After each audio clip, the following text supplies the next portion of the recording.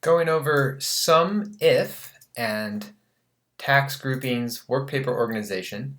So if you recall, this is a larger extension of what we started with client prepared data, and then we went a manual addition way to doing the table. Then we also use a pivot table. Now we're just going to go ahead and use this example data, where we also did a mini pivot table here. So pivot table tools, it tends to hide, so field list. Here we were able to select various different items and choose what we want to show. We duplicated the table, then we showed expense amounts. So pretty awesome tool. So this is going to be the revenue stuff, and these are going to be expenses. Now, another tool to use if pivot tables aren't your thing naturally are sum if. Basically what we're saying is sum up, pardon me, well, however you want to think of it logically, is I want you to give me the total of either gas, meals and entertainment, income, or supplies, given a data set, which we have an amount and we have a category. So the client could have gone through and categorized these amounts, and now you're like, okay, what was the total of supplies? Meals and entertainment is just a one-off, but gas is two different things. It's the sum of these two. So when I started out not knowing anything, I would have done something like, okay, category equals gas, and then I would start adding each one of these things up.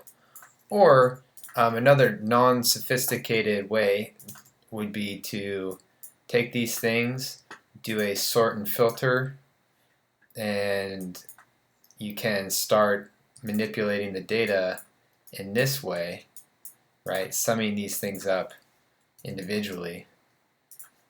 It works. It's not elegant, but it works, right? If you're in a pinch, if you're like can't just figure it out, that would give you a pretty quick P&L, as you sometimes say, quick and dirty here, just enough to maybe get an estimate or your boss is at your back, whatever. So that could be, that's not a best practice there, just because if one thing's changed, then you have to sort, filter, redo everything. Not as attractive. Pivot tables, definitely pretty awesome. Sum if, somewhere in between. So one way to do it was to do it manually. So equals sum if. Now it's asking for a range. Range is going to be, in this case, the category. So I identified this as a range just for simplicity. So you can copy and paste, and if you get stuck at work, you can email this to yourself and you can pull it up, and you'll be a genius. Criteria is, all right, we want these things, and now the range of values we want summed up or added are in here. So now we come to our meals and entertainment, drawing on all this data, which we know is right because of this, and you can see there's not enough data to make it overwhelming. Another way to do it is to come up here to the function. These are common functions that I've been using. So let's go to sum if. This kind of explains it a little bit better. This says range is the range of cells you want evaluated. So I want this stuff evaluated. The criteria is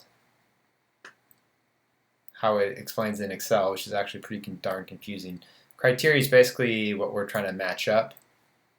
And then the sum range is the numbers that we want to add up. So here we have income comes up to there, which is nice.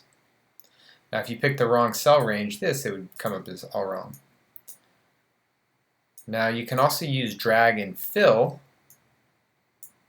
Okay, so it's taking this formula and dragging it down and coming to it. But there was a little trick there. So let's say we're starting from scratch. doing this way because maybe it's a little bit easier. Taking in our range, taking in our criteria, and the sum range here. 75, fill down. We add all this stuff up, and we take a look and say supplies. Wait, supplies. Oh, it's still, we happen to hap on 150. What about gas? Did it actually come through okay? Now here's the thing, is that the first one pulls in the proper data set, but these others, there's not enough data to actually make it really throw it. But you see how it's pulling in different portions of data. So in a longer, that fill down didn't work. So what we want to do is use that F4 to basically fix and freeze everything, every single one of these, so that these are static. And now when I pull it down, it's going to keep that range. At this point, you could do what you want with the data. You can even say, okay, actually, you know, I want it more like that. Okay, why did income go away? Interesting. Because it's not pulling in the data anymore. So let's say I manipulate that data a bit. I'm like, ugh, actually, we want this to pull in here as well. And I'm just going to do a fill down again, taking the income, and then I can kind of format how I want. I want to use this, I don't know, a little bit of a preference. Alt equals, pull this down. Here I've represented it as a negative.